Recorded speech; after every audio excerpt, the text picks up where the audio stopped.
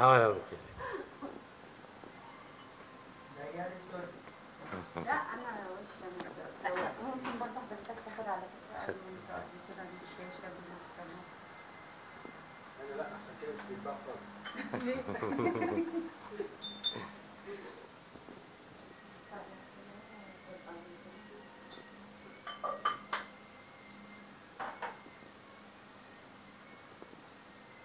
مش ناقصه الا المطبخ بس لان انا ما عادتش فيه.